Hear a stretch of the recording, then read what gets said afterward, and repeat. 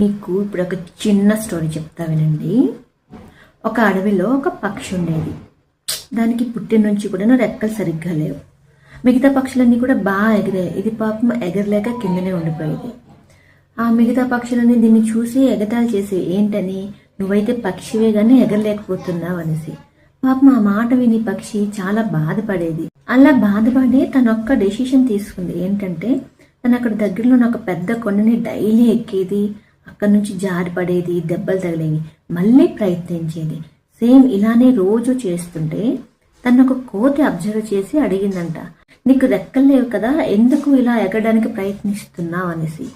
దానికి ఈ పక్షి నవ్వుతూ ఒక ఆన్సర్ ఇచ్చింది. ఏంటంటే రెక్కలు లేని వాళ్ళు ప్రయత్నాలనే రెక్కలుగా చేసుకోవాలి అనేసి. అలా చెప్పి తను అలా రోజు ప్రయత్నించి ఇప్పుడు పెద్ద పెద్ద కొండలపైన నెమ్మదిగా ఎక్కుతూ వాటిపైన గ్లడ్ అవుతూ తిరగడం అనేది నేర్చుకుందనమాట.